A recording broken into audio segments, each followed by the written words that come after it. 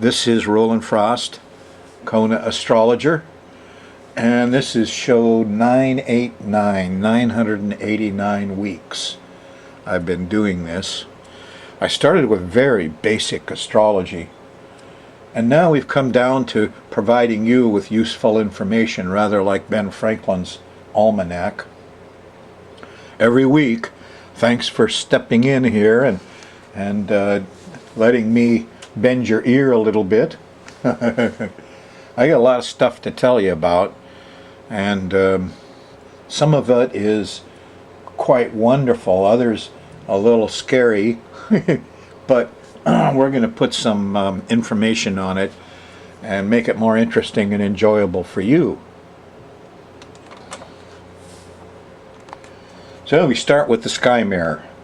By the way, the title of this show is Astrology, Ancient Science in the Modern World. That's what I've been doing here. And the more you respect the ancient world, the better. So here's a chart I've drawn up for you, and look at that. Yeah, I made Neptune really big, and the waters in the glass are, you know, a little winey, like red wine is Neptune, along with liquids and waters. But this guy is he's standing up and acting out on the world stage for a little while, because he stops in the sky on November 18th. And you know, all these planets move 3 steps forward, 1 step back, 3 steps forward, 1 step back, because our Earth is going around the sun at a different speed than these other planets. So sometimes they appear to go backwards. At any rate, when they slow down and stop to change direction is when they act out on world stage. Come back here, slow down and stop. We call these stations, and off they go. So the station of Neptune is Wednesday the 18th, 6:33 a.m. And the closer you get to that point in time, the more your consciousness will be permeated by Neptune. Huh? Come fill the cup. And in the gentle fires of spring, the winter garments of repentance fling. The bird of time is all aflutter, and the bird is on the wing.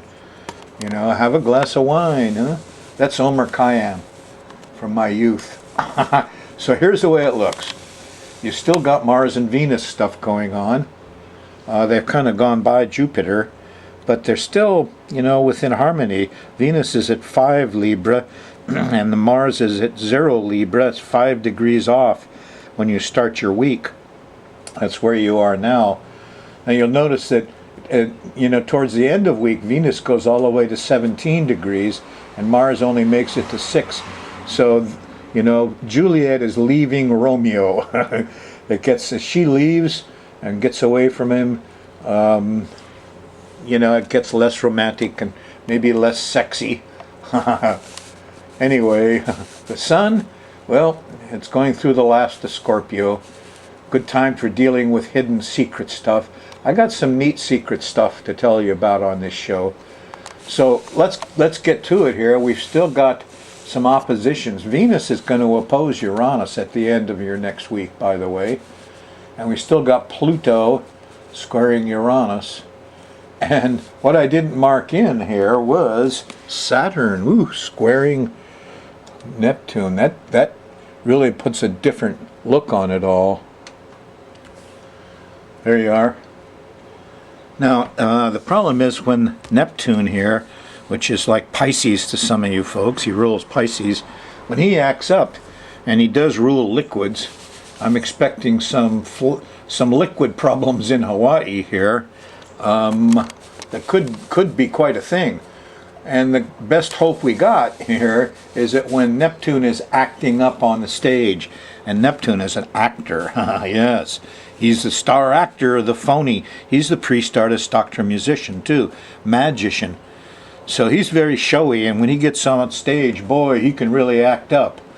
You know, there's nothing like the videos of the flood waters, right? Or the surfing. Anyway, with Saturn squaring old Neptune here, he's going to be more restrained. That's the best hope we've got, is that there's some restriction on Neptune. And Saturn is like, an immovable object. Saturn, he's kind of sneaky in here, right? 5 Sag. But he's like a dam, huh? And the question is the dam going to hold back the water? Yeah. The question is the seawall going to hold? Is the foundation going to hold, or is the ocean going to takes the foundation, the house going to topple in the ocean? So Saturn is there trying to hold back, the excesses of Neptune, and you will see how it goes in the coming month. Anyway, we're going to do the next 10 days here for you. And what we do, we got the planetary pattern. We know these characters. Humanity has studied them for 50,000 years. We're just going to run the moon around the edge of this planetary pattern. It goes around once every month. And as it makes angles to these planets, these people, well, it generates the mood of the times, we'll call it. This is the generic. This is not necessarily your chart. So if you're on Friday, goodness, that's Friday the 13th. All the action was Thursday night. Thursday night, here the moon went by Saturn and squared Neptune, and everybody was worried whether the dam was going to break or not. Who's going to hold back Neptune? Well, the moon's in Sagittarius. That's his mutable fire sign here. And on Friday, you're still going to feel a little bit, whoa, I don't know if we're all safe or not. And Friday afternoon, here's the square to Jupiter. People are overdoing it. Too much noise, too much. But finally, in the middle of the day here, when it squares Jupiter, and if all those people will calm down, it trines Uranus, the moon does. And common sense clicks in and settles out a little bit. Hopefully. It should hold through Saturday in the middle of the day when the moon leaves Sagittarius and goes into Capricorn, becomes much more business-like, huh? Yeah. And so the thing is, it starts with a square to Mars, and everybody's impatient and angry here Saturday afternoon. If this is an afternoon of sports, look out. There's going to be tempers fly. There's going to be fights on the field.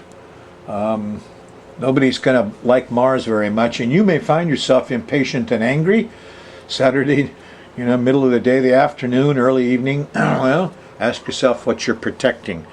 It's your refusal to do the physical work that's got you impatient and angry. Sunday morning, we got a square to Venus. Yeah, Juliet's not happy either. I couldn't get any rest Saturday night.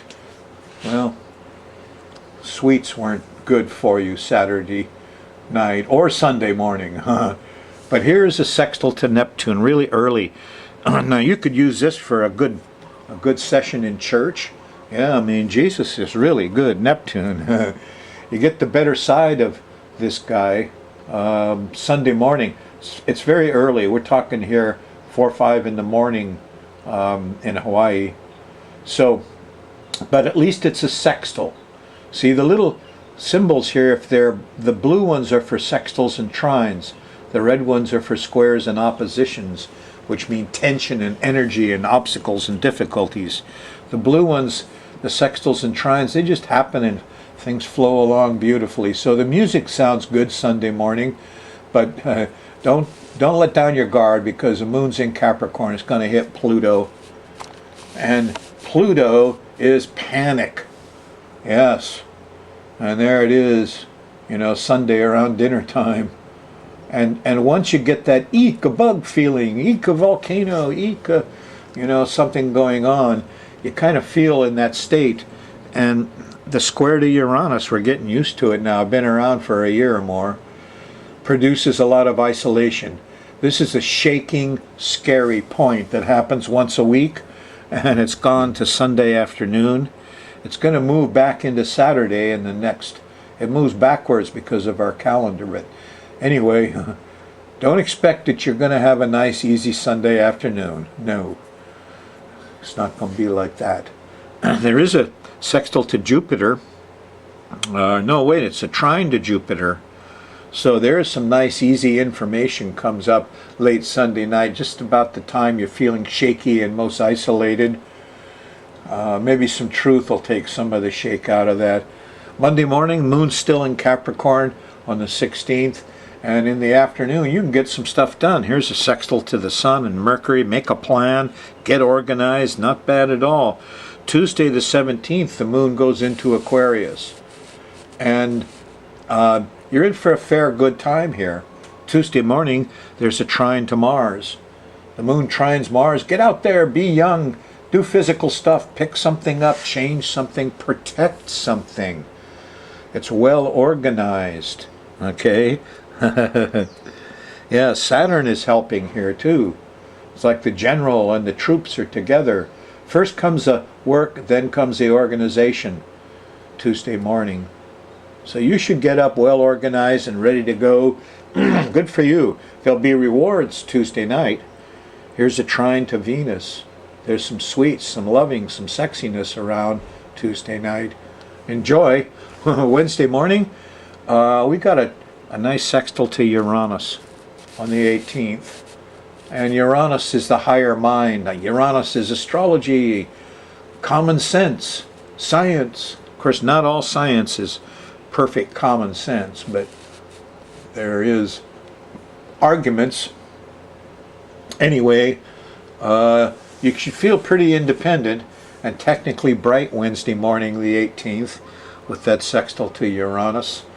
And it kind of wears off as you go into Wednesday night. Wednesday night, here's a square to the sun, and your plans aren't working out, and you kind of lost your ambition, and better go to bed early Wednesday night. Thursday, the 19th, moon's in Pisces, and that means Neptune time, huh? And now Neptune stops on the 18th. That's Wednesday. And in the morning. So here the moon's going by Neptune Thursday, and boy, it's gonna be strong. Usually I've noticed that the Pope does Neptune very well. He's got a line to the religious Jesus higher heart thing. That's Pisces Neptune, and he oftentimes comes out and does things. Should be there Thursday. But you can see he's surrounded by difficulties. It starts with the square to Saturn. And here's, we haven't got enough. Something isn't right. This is water. We're running out of water. Up the line, this Saturn squaring Neptune's not going to go away. There's going to be rationing of water next year. Going to be some now, maybe. Should come up here on Thursday. So here comes both the good side of Neptune and the bad side. First you get over the scariness, the middle of the day, Thursday, and then you turn on your favorite music, religion, art, go out and sit with the birds. You know, if you're a Taoist like me, birds and butterflies are the better teacher. So I'm looking forward to this, but there could be some bad smells, and it could start to get scary. And in Hawaii, this is danger point. We got water problems. And if you haven't already had some by the time you get to here, a lot of them are going to crop up. And I'm not sure what they are. No, I'm in a quandary. I'm caught between some kind of tsunami thing going on from Neptune. See the little tsunami wave there? and just plain a 500 or 1,000 year storm, a rainwater thing. So water coming down the mountains at you, or water coming in from the ocean at you. It's water, it's liquids. It comes in kind of slowly and ramps up.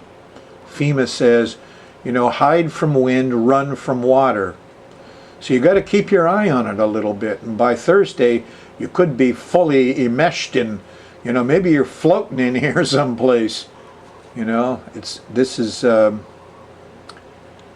I'd like to say, oh yeah, this is just blissful, good music, good religion, art, color. But I'm afraid with Saturn squaring them, the dam may have broken, and you could be in some Neptune crisis, in which case you're going to feel lost. That's what Neptune does. I'm lost. I don't know where I'm going. It's like, you know what it's like when you get really drunk. Well, anyway, that's Thursday, and you might get a little better handle on it with the trine to, or sextile to Pluto. That's 2-3 o'clock in the morning, Friday morning. But probably not. It's opposition to Jupiter. The moon opposing Jupiter says we've had enough thunder and lightning. Friday morning, moon still in Pisces, a water sign. Probably still feeling did the dam break? No, I don't know.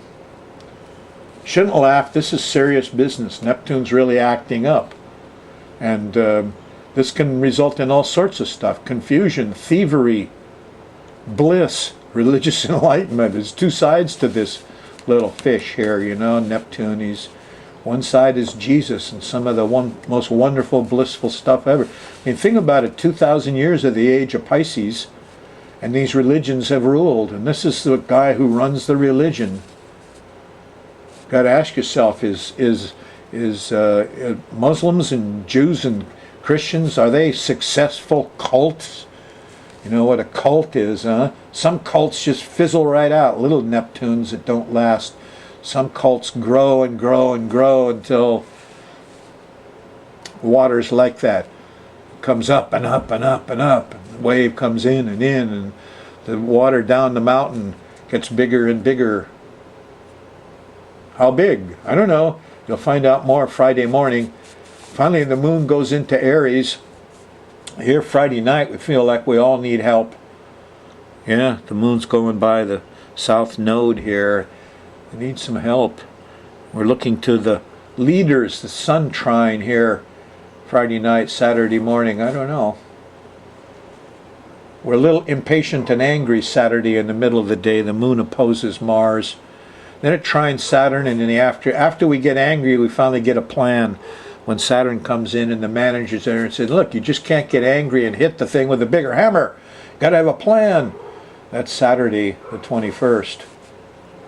Hope you got prepared for all that water. A little panicky Saturday night. Here's a square to Pluto. Here's the old Uranus-Pluto square again. And it's early Sunday morning.